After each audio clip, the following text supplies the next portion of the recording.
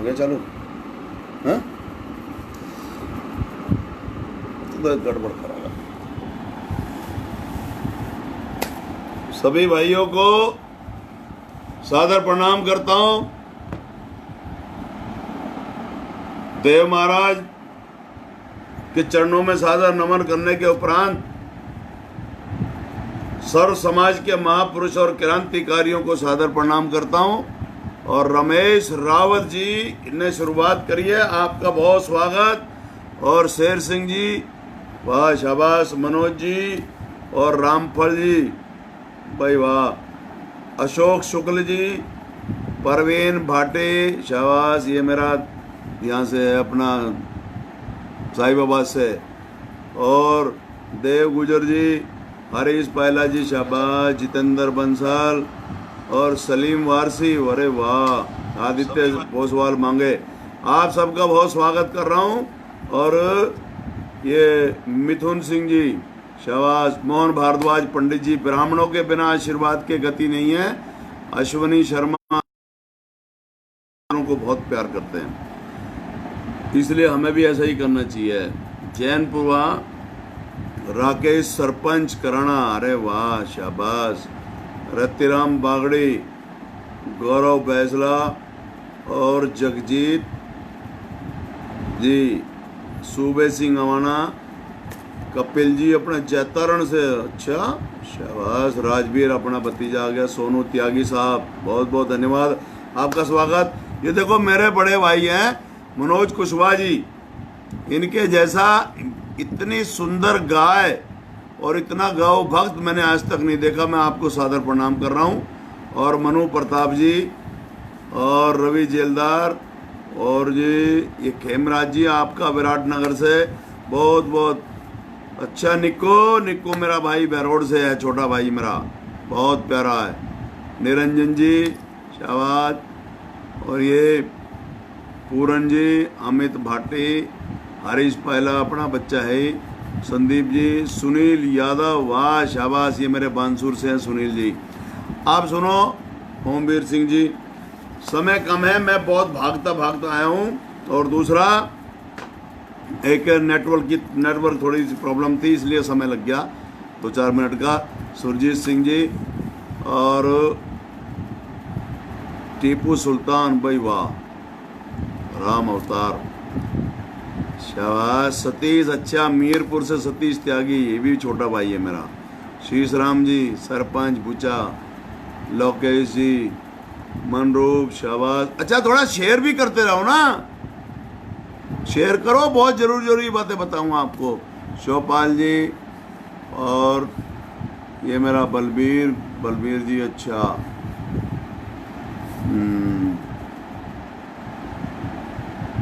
शाबाश। और डीके हमारे दाताराम जी, राजेश जी और अच्छा राहुल सहारनपुर, वाह, ये बहुत प्यारा बच्चा सहारनपुर से है। चलो, अब मैं जो कहना चाह रहा हूँ, थोड़ा सा मैं आपसे माफ़ी चाहते हुए मैं अपने भाइयों का ज़्यादा नाम नहीं ले पाता। संजय वर्मा जी, आपका बहुत बहुत स्वागत है। याबरमल मुनीम जी, सुनील यादव तो हैं, विक्रम जी अपने सैनी, विक्रम सैनी, वाह। कान्हा और सुखबीर मोरल, अरे वाह, ये मेरा छोटा भाई है, हापुड़ से, यूपी से, पागना, ठीक। जेपी जी चौधरी, अमित तांगड़, ठीक, शाबाश। बिट्टू नागर, विनीत चौधरी, आपका बहुत बहुत धन्यवाद, बहुत बहुत हार्दिक अभिनंदन करता हूँ, स्वागत करता हूँ। सुरेश नागर जी, सैनी, शाबाश। भैरवराम रावत, नीमू चाणा, अच्छा मेरा बांसुर, ओके, शाबाश। रविंदर चौहान, अक्षय गुजर, शाबाश। और ये हमारे गोपाल देखो सरपंच हैं, मनीष जी, ओ पालेश, राम सिंह जी। और अब मैं जो कहने जा रहा हूँ, क्योंकि बहुत समय हो जाता है और मैं नाम लेने के चक्कर में बहुत लोग मना करते हैं मेरे से कि भाई नाम नहीं लेने चाहिए, क्योंकि सबके नाम आ नहीं पाते। सुरेश लावड़ा, ये हमारा बूंदी से है। और यशपाल पार्षद, अच्छा। इंदिरा चंदेला, शाबाश। जगदीश प्रसाद जी, ओम प्रकाश सरपंच देवसन, वाह सरपंच साहब, बहुत बहुत धन्यवाद। और इसको शेयर कराते रहो आप। लोमेश भंडाना, ये बच्चा अपना भतीजा। ओम प्रकाश कटारिया, वाह कटारिया जी, शाबाश। तो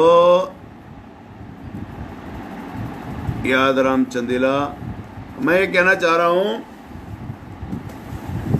समय बहुत कम है। ओहो, चलो अब मुझे आप सब, यार ये फिर सब किसको छोड़ूं। अब महेंद्र चनेजा भी नहीं आया अभी, पता नहीं क्या हो रहा है। राम स्वरूप जी, धौली कोठी वाले, सतवीर चेची।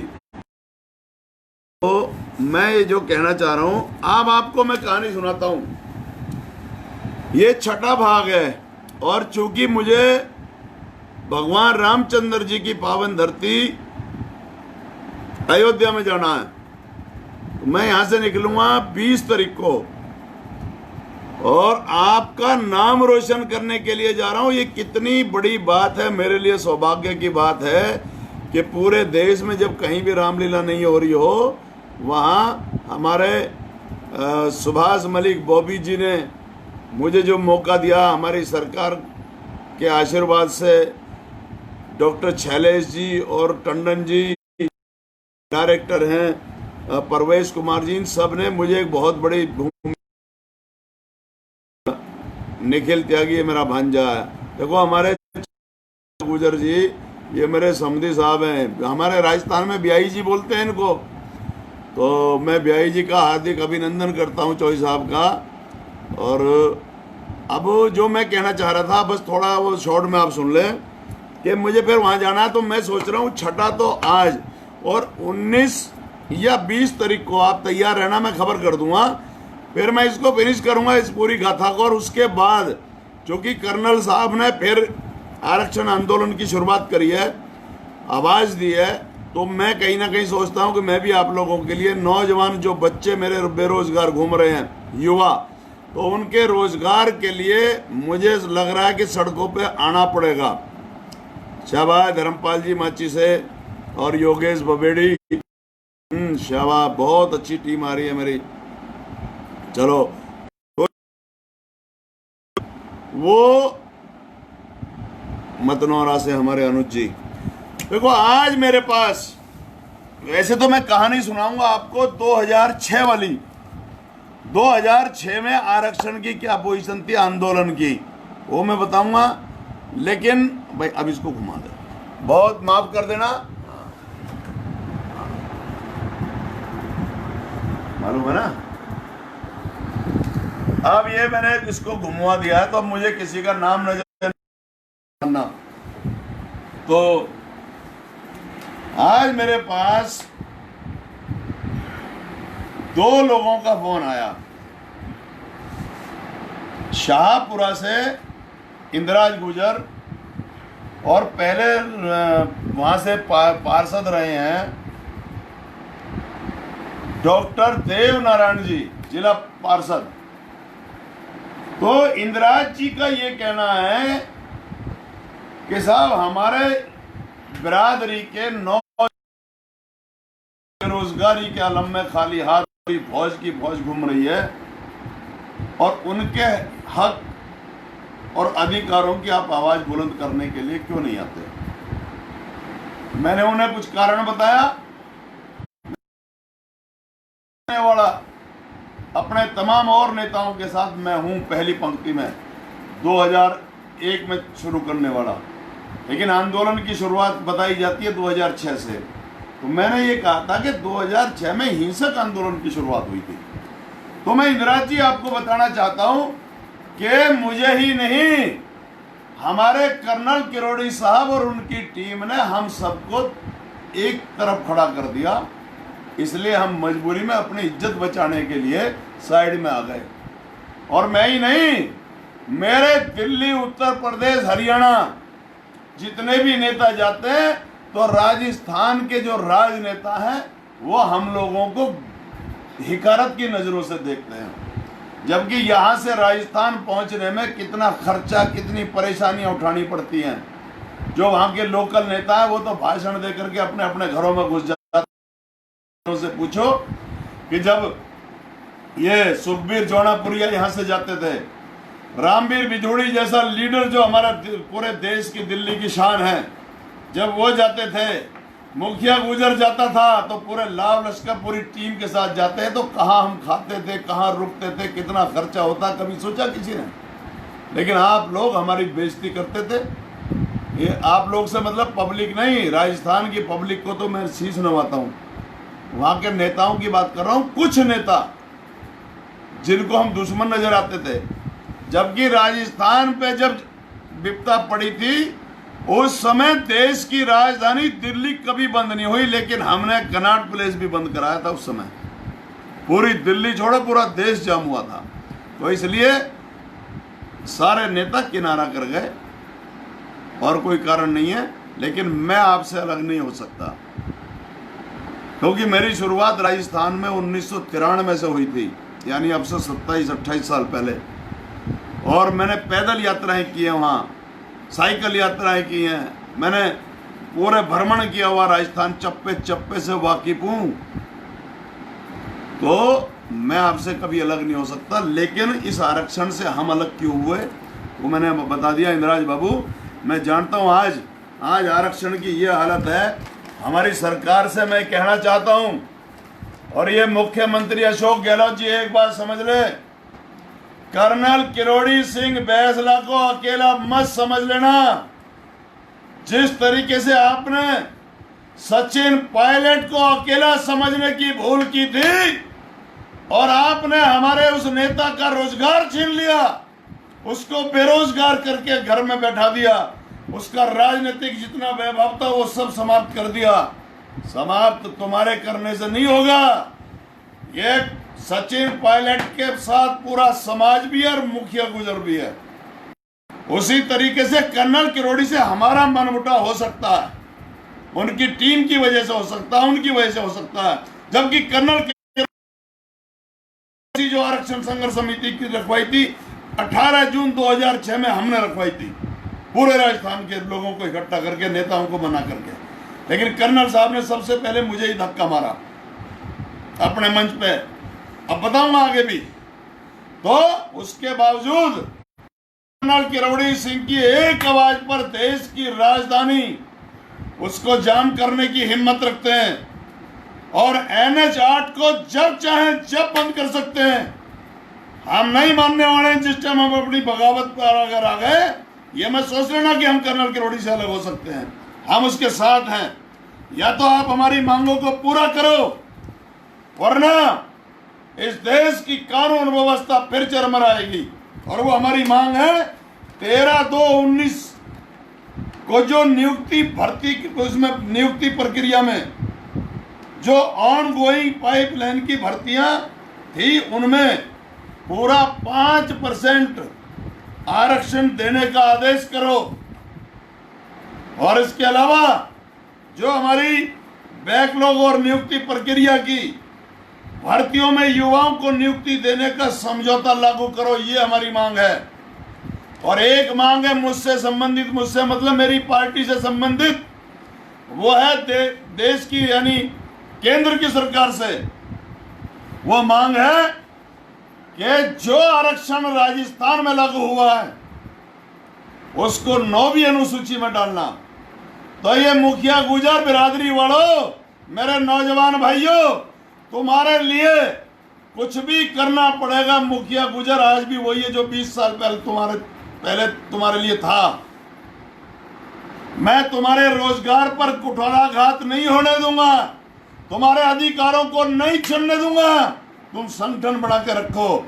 जिस दिन जरूरत पड़ेगी 9वीं अनुसूची में मांग करने की, तो ये मुखिया गुजर ऐलान करता है कि अपनी सरकार से मांग करने के लिए धरना प्रदर्शन और देश की राजधानी में जंतर मंतर पर, पार्लियामेंट पर बैठना हुआ तो ये तुम्हारा भाई तुम्हें बैठा हुआ मिलेगा। तो ये तो होगी बात सरकार से। ये और हमारे जो डॉक्टर देवनारायण जी हमारे पुराने जो साथी हैं जिला पार्षद, मैं चलना चाह रहा हूं अब 2006। मैंने पिछली बात जो खत्म करी थी वो की थी कि हम कालूलाल मंत्री जी के यहाँ बैठे हुए थे, जोधपुर के गोपाल जी, डॉक्टर मंजू जी और गार्ड साहब, महुआ जी, हरज्ञान विधायक जी, श्रीनाथ जी, हमारे गोपी विधायक जी, बहुत लोग थे, एक अर्जुन सिंह कसाना, एक ये मेरा वो हरबावता सीताराम हरबावता,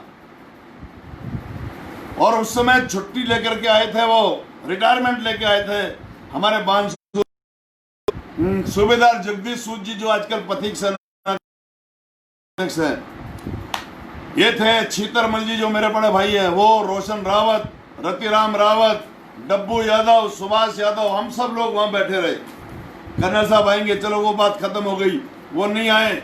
सरकार ने उनको आश्वासन दिया कि ठीक है आप रेल की पटरियों से उठो और हम एक मंत्रिमंडल की कमेटी बना रहे हैं और वो जिलों से रिपोर्ट मंगाएगी, ये कह करके भेज दिया। ये 2006 सितंबर की बात है। अब मैं आपको आगे लेके चलता हूं। हाँ, एक बात और बताना चाह रहा था जो पीछे मेरे साथ घटना हुई 13 फरवरी 2005 में, जब मैं वहाँ कैमरी में लाखों लोगों ने रथ पे बैठाया था, तो कर्नल साहब ने कहा कि एक और जमूरा रथ पे बैठा दिया। ये मैंने पिछली बार सुनाई थी। वहां एक बाबा से मेरे पड़ोस में बैठे, मैंने कहा जी जमूरा किसे कहते हैं? तो जब वो बोले कि साहब हमारे यहाँ राजस्थान में जो मुख्य अतिथि होता है उसे जमूरा ही कहते हैं, इसने कर्नल किरोड़ी ने आपके लिए गलत नहीं कहा। तो मेरे को बढ़िया अचंभा हुआ। मैंने कहा हमारे यहाँ तो यूपी में तो जमूरा उसको कहते हैं जो बंदरिया को नचाता है डुगडुगी बजा के। खैर हो गया। फिर मैं नीचे उतरा, मेरे साथ अनिरुद्ध था रंडायल का, उसने बगड़ावत महासंघ बनाया हुआ था। मैंने उससे कहा, मैंने कहा अरे जमूरा क्या होता है? उन्होंने कहा जी हमारे राजस्थान में जो मुख्य अतिथि होता है उसको जमूरा ही बोलते हैं।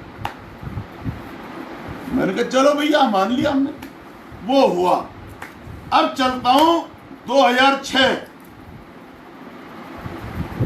सितंबर में रेल की पटरी उखड़ी 3 सितंबर को, और वही मुख्यमंत्री जी ने कमेटी बना दी। तो ये हुआ कि ये कमेटी सरकारी जो बनी है जिला कलेक्टरों से रिपोर्ट मंगा करके और वो केंद्र सरकार को संस्तुति करेगी, ये सरकार ने वायदा किया, हमारी सरकार ने। उसके बाद हमने तय किया सब लोगों ने मिलके कि हम जन जागरण अभियान चलाएंगे सरकार पे दबाव बनाने के लिए। तो उसके लिए सभाएं रखी गई। तो 27 सितंबर 2006 को चाकसू में हमारी सभा हुई। 28 सितंबर 2006 को मालपुरा में, टोंक जिले में, वहाँ हमारे मास्टर बीएल हैं, बीएल गुजर, एक मेरा बहुत नौजवान साथी, मेरा भाई है बिल्कुल, पचराज चौहान, राजा राम जी, वो मेरी पथिक सेना का, मैंने उनको जिला अध्यक्ष बनाया था टोंक का, राजा राम, छोगालाल जी, ऐसे और बहुत लोग थे। ये सब बड़ी बड़ी सभाएं हुई। इसके बाद क्या होता है, मैं अब आपको जहां लेके चलना चाह रहा हूं, हमारा एक गांव पड़ता मऊ। मऊ गांव है सवाई माधोपुर जिले के गंगापुर सिटी से बिल्कुल लगा हुआ मऊ गांव है खारियों का। वहां हीरामन, बाबा हीरामन और कारस देव बाबा का वहां मंदिर है और बहुत आस्था है हमारे समाज की। वहां सभा हुई। अब चूंकि कर्नल साहब की उस समय मार्केट वैल्यू बढ़ गई थी आंदोलन की वजह से, रेल की पटरियों की वजह से, तो उनको अब ये हम जो नेता थे राजनीतिक लोग वो बहुत बोने लगने लग गए, बहुत छोटे। जब हम वहां गए, मैं गोपी जी, श्रीनाथ जी, और मेरे से पहले वहाँ हरि सिंह महुआ जी थे, हरज्ञान सिंह जी विधायक थे महुआ से, वो थे, और बहुत काफ़ी नेता बैठे हुए थे। और ये मेरे साथ था ये लड़का सीताराम हरबाव था, और ये अपना रेडार का भी मैं नाम ले रहा, अनिरुद्ध। हम जब वहां पहुंचते हैं तो कर्नल साहब ने अपने संगठन में पूरी की पूरी भर्ती सैनिकों की कर रखी थी, फौजियों की। अब मोटे तौर पे ये माना जाता है कि फौजी बहुत अनुशासित तो होता है, ठीक है, लेकिन उस समाज का, राजनीति का उतना ज्ञानी नहीं होता। लेकिन उन्होंने सब कुछ उन्हीं को ही बना रखा था। और वो कर्नल साहब ऐसे चलते हैं जैसे हमारे वो गांधी जी चलते थे दो लड़कियों के कंधे पे। तो कर्नल साहब लड़कियों के कंधे पे तो नहीं चलते, लेकिन फौजियों के कंधे पे कर्नल साहब, क्योंकि पैर में थोड़ी दिक्कत है उनके, तो इसलिए वो चलते हैं। वो कोई बुराई नहीं, वो तो हो जाता है किसी को भी उम्र के हिसाब से। तो वो आए, वहां बैठे और सारे फौजी उनको घेरे रखे और फौजियों के गल मुच्छे। अब सारे नेता उनसे घबराए। हम जब पहुंचे वहां तो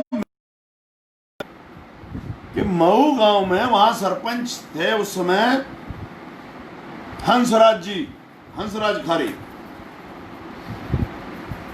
तो जब हम वहां पहुंचते, रूपेंद्र मावी भी अगुवाई कर रहे थे, हमारे साथ थे, और डॉक्टर विक्रम सिंह भी थे। जब वहां पहुंचते हैं तो मैंने देखा कि सारे राजनीतिक नेता तो ऐसे नीचे बैठे हैं और जितने भी फौजी थे कर्नल साहब के साथ ये मंच पे बैठे हुए थे। और वहां मंदिर के बिल्कुल आगे कोई स्टेज लगा हुआ था और पूरा समाज हमारा सामने बैठा हुआ था। लगभग 30-40 हजार लोगों की गैदरिंग रही होगी। खैर मैं अपना वहाँ बड़ा सापा सूपा बांध के गया कि भाई मेरे को ये तहस थी, अरे मैं रेल की पटरी उखाड़ करके आया हूँ, हमारी भी कोई 2 पैसे की वैल्यू बन गई समाज में। खैर मैं शॉर्ट में बताऊँ, अब जब वहाँ पहुँचते हैं तो मेरी आदत थी कि भाई सीधा मंच पे जाना होगा। तो जैसे ही मैं मंच की तरफ चला तो मुझे महुआ जी ने कहा कि कहाँ जा रहा भैया, नीचे आ जा, नीचे आ जा। मन क्या हो गया? उन्होंने कहा कि नेताओं को सबको नीचे उतार दिया इन फौजियों ने, कर्नल साहब की टीम ने। मैंने कहा क्यों? कि इन्होंने ये कहा है कि सिर्फ वही राजनेता मंच पे जो यहाँ सौगंध खाएगा कि वो कभी जीवन में राजनीति नहीं करेगा।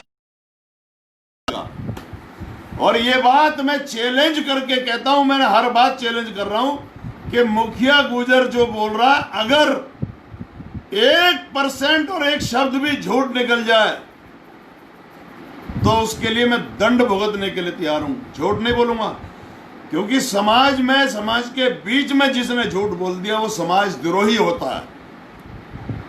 और मुखिया गुजर कुछ भी हो सकता है लेकिन झूठा नहीं हो सकता। तो सुनो, गोपी जी ने मुझसे कहा कि भाई तू रहने दे, पंगा हो जाएगा। अभी कर्नल साहब का नया नया नाम मार्केट में आया है। मैंने कहा वो बेशक ठीक है आपकी बात, लेकिन मैंने कहा मैं तो आज अपनी बात कह के जाऊंगा। क्या यार झगड़ा होगा? मैंने कहा झगड़ा क्यों होगा? मैंने कहा मैं सब अपने आप देख लूंगा। अब हम थोड़ी देर नीचे बैठे। अब हमें तो आदत पड़ रही थी मंच पे बैठने की, और वो भी अगली लाइन में। और नेता को अगर मंच और माइक सभा में जाकर ना मिले तो वो भूखा भूखा सा रहता है।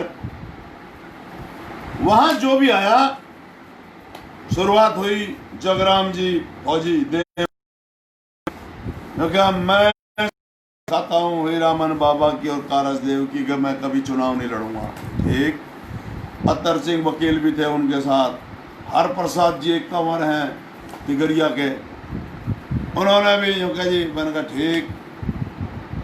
फिर साहब वहाँ कर्नल किरोड़ी बैसला जी ने भी कही कि मैं सौगंध खाता हूँ कि मैं कभी जीवन में न तो कोई पार्टी पॉलिटिक्स में जाऊंगा, ना ही चुनाव लड़ूंगा। और विजेंद्र कंचन एक और फौजी हैं हमारे वहीं के, खेड़ला के जन गाँव के हैं, हिंडोन के आसपास गांव, वो भी थे। और उनके और आधा दर्जन और साथी थे। सब ने कसम खाई हम सौगंध खाते हैं। ठीक। मैंने इनसे कहा, मैंने कहा अपनी बिरादरी वालों से, नेताओं से, मैंने कहा भाई तुम भी कुछ करो, हम तो मंच पे नहीं चढ़ सकते। मैंने कहा मुखिया गुजर मंच पे चढ़ेगा। मैं जैसे ही सीढ़ी चढ़ना शुरू हुआ यूं मंच की, तो मुझे एकदम से विजेंद्र कंचन जी और जगराम जी ने रोक लिया। हाँ मुखिया गुजर वहीं रुक जाइए। मैंने कहा क्यों रुक जाऊं वहीं? मैंने कहा ये मंच और ये समाज तुम्हारा, मैंने कहा गिरवी रखा हुआ क्या तुम्हारे यहाँ? चढ़ा कहा था? मैंने कहा हम मंच पे चढ़ेंगे और जो कहना होगा मैंने कहा छाती ठोक के कहेंगे।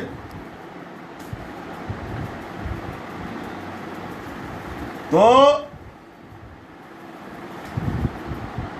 मैंने जब मंच पे जब चढ़ा तो मैंने माइक पकड़ा। उन्होंने कहा भाई आपको ये कहना पड़ेगा। मैंने कहा हम यही कहेंगे, तुम माइक तो दो। खैर मैं माइक लिया अपने हाथ में और मैंने कहा क्या दिक्कत है? कुछ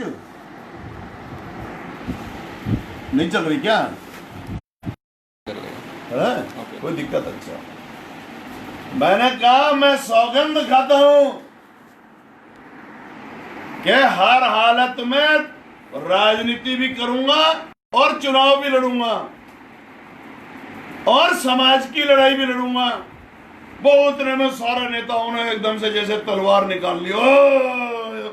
यहाँ मैंने कहा ये इसलिए कह दिया कि जो चुनाव नहीं लड़ेगा, जो राजनीति में नहीं जाएगा, वो सड़क पर पुलिस से जब पिट रहा होगा तो मैंने कहा मैं सदन में होऊंगा या मैं अपनी पार्टी में होऊंगा, तो मैंने कहा मैं उसकी लाठी को तोड़ने का काम करूंगा जो मेरे भाइयों के पीठ पर पड़ रही होगी, और मैं तुम्हारी आवाज बुलंद करूंगा। कोई सदन में आवाज बुलंद करे तो कोई सड़क पे करे। कुछ भी हुआ, मैंने बेईमानी तो नहीं करी ना अपने राजस्थानियों के साथ, धोखा तो नहीं करा ना। उसके बाद सबने ताली, समाज ने ताली बजाई, समाज ने मेरी बात का समर्थन किया कि भाई मुखिया गुजर ने स्पष्ट बोला। सारे नेता खड़े होकर ताली बजाने लगे कि भाई बहुत अच्छा।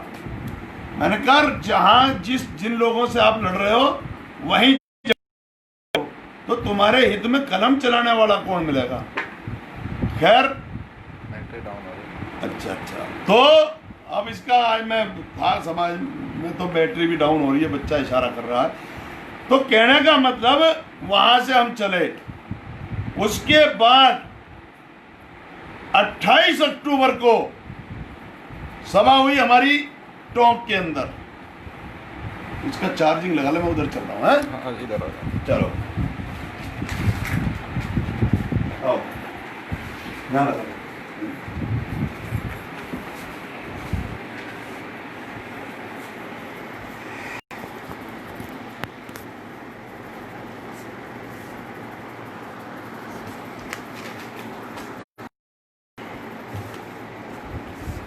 28 अक्टूबर 2006 हमारी सभा हुई टोंक में। वहां कुछ ऐसा भड़कीला भाषण हो गया सारे कि लड़के युवाओं में इतना उत्साह आ गया कि इन्होंने सबने वहां प्रशासन के कार्यालयों पर तोड़फोड़ मचा दी और सारी गाड़ियां तोड़ दी, एसएसपी और वो सब। हमारे यहाँ के जो विराटनगर के हैं रामेश्वर सूद जी, वो डिप्टी डीवाईएसपी थे वहाँ उस समय।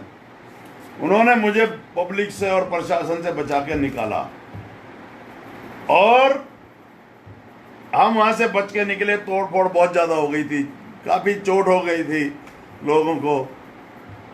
अब उसमें मेरे खिलाफ जो मुकदमा लगा 147, 148, 149, 353, 332 और 3 PDP यानी के गंभीर धाराएं, वो मुकदमा जब हम वहां से चले गए पता चला कि मुखिया गुजर और सीताराम हरबाऊ था, क्योंकि वो मेरे साथ रहता था, और रमेश लांगड़ी निवाई का, और एक छोटू गुजर है हथौना, वहीं पड़ता टोंक के पास हथौना, वो सरपंच बन गए। फिर वो लोग यानी हम 4 के खिलाफ मुकदमा दर्ज हो गया और पुलिस हमारे पीछे लग गई। हम वहां से चले आए। फिर अगले ही दिन बोली तहसील में, बोली में, सवाई माधोपुर में सभा थी। हम जब हम वहां से वापसी लौट रहे थे तो एक सुरेश नाम का लड़का है, ये कोथून और इस रोड के ऊपर लाल सोट पड़ता है, उसके बीच में गांव है गुजरों का, हरबावता से आ गए। हम वहां जब पहुंचे तो मेरा ड्राइवर बहुत तेज था, कमलेश राजपूत। तो देखा पुलिस हरबावता से बाहर निकल रही थी हमें ढूंढती हुई, तो हमारे पीछे पुलिस लगी। अब ड्राइवर ने गाड़ी घुमाई और हम लोग भागे चाकसू के जंगलों में कर और गड्ढों में कर। पुलिस हमारे पीछे लगभग 4-5 किलोमीटर भागी वहां करके, और हम लोग चाकसू से उनके ओझल हो गए, हाथ नहीं आए और मैं फरार हो गया। कहने का मतलब वहां से भग के हम जयपुर की तरफ आ गए, वहां से फिर मैं बानसूर आ गया और पुलिस रह गई उधर ही, हम उनके हाथ नहीं आए। अब सवाल ये उठता है, ये मेरे ऊपर जब मुकदमा लग गया तो वहां से फरार हो गए 1 साल तक। क्योंकि जमानत होती तो जेल जाने के बाद होती, तो जमानत हो नहीं रही थी। हमने वकील करा, वकील यहां पर हमारे थानेदार साहब हुए हैं छीतरमल गुजर टोंक में, उनका बेटा है एडवोकेट राजेश और एक छोटा है रामोतार, 2 भाई हैं वो मेरे सगे भाई समझ लो आप। वो और एक राज किशोर जी, वो वकील, देवकरण वकील, और एक जगदीश वकील, और एक राजेश और था गोरा चिट्टा सा लड़का। ये 4-5 वकील थे। इन लोगों ने पूरी कोशिश करके मेरी जमानत की तैयारी करी लेकिन नहीं हो पाई। खैर, तो ये 2006 हमारा इस तरीके से बीता और मैं फरार हो गया। मेरे साथ ये भी फरार हो गया लड़का, ये सीताराम हरबावता, इसको मैं यूपी ले आया था। अब चूंकि ये करते करते अक्टूबर-नवंबर की बात है, उस दौरान मैं बहुत दुखी हुआ, मेरे ऊपर बहुत बड़ी विपदा आन पड़ी थी। मेरे बड़े भाई थे जगेश, 46 साल की उम्र के थे, मुझसे बड़े, वो एडमिट हुए हॉस्पिटल में, अपोलो में, बीमार थे। और फिर दिसंबर में मेरे भाई जो है हम सबको छोड़ के चले गए इस दुनिया से। तो वो हमारे ऊपर बहुत बड़ी चोट लगी थी, वो जीवन में नहीं भूल सकता मैं। मेरा भाई बहुत अच्छे थे। तो मैं फिर दिल्ली आ गया और यहाँ रहा। इसके बाद कर्नल साहब लग गए आंदोलन की तैयारी में। फिर कर्नल साहब ने जो ऐलान किया वो किया 28 मई 2007 का ऐलान किया था कि हम रास्ते जाम करेंगे। तो बानसूर और कोटपुतली के जॉइंट होकर के और बहरोड के, हम तीनों इकट्ठे होकर के तो कोटपुतली में रुकना था रास्ता NH 8 पर, और बाकी ये दिल्ली और आगरा, नहीं जयपुर और आगरा भरतपुर रोड, इस पे एक कर्नल साहब ने ऐलान कर रखा था। वो जो पाटोली और जो सिकंदरा में हुआ था, बहुत शहीद हुए थे, 26 लोग मारे गए, वो मैं बताऊंगा। तो अब इस दौरान जो ऐलान हुआ 29 मई 2007 के लिए ऐलान था, लेकिन 28 मई की रात को हजारों लोग इकट्ठे हो गए और वहां एक पुलिस वाले को उठा करके इन्होंने मार दिया, हमारे समाज के भाइयों ने। उसके बाद जो पीएसी वहां पहुंची और उसके बाद इस बरादरी की किस्मत में जो रोना लिखा है और जितने हमारे घर बर्बाद हुए, उजड़े, और पहली बार में 2007 में 26 हमारे भाई समाज के लोग मारे गए, वो मैं आपको बताऊंगा अब अगले और आखिरी एपिसोड के अंदर, आखिरी भाग में जो 7वां भाग होगा उसमें मैं ये भी, और 2008 में जो लोग हमारे मारे गए थे वो सारी, और मेरी सारी राजस्थान में जो मेरी जेल यात्रा हुई वो सारी जेल यात्रा, वो सब आपको एक ही एपिसोड के अंदर मैं बताऊंगा। और मैं आऊँगा आपके बीच में 20 तारीख के रात 8 बजे। और अभी कर्नल साहब ने जो आह्वान कर रखा है, सरकार को मैं फिर कहना कि या तो हमारी मांगों पर तुरंत गौर करे, वरना एक बार फिर गुजर बागी होने जा रहा है।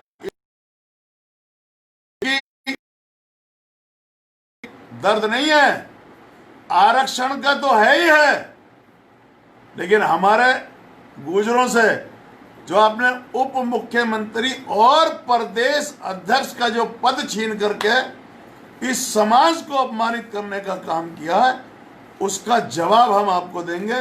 20 तारीख का इंतजार करो मेरे भाइयों। उस दिन में सारी और लास्ट भाग होगा और फिर आगे की रणनीति बताऊंगा कि अब हम समाज के लिए क्या करने की तैयारी कर रहे हैं। और फिर मैं आपसे मिलता हूं। राम राम साहब।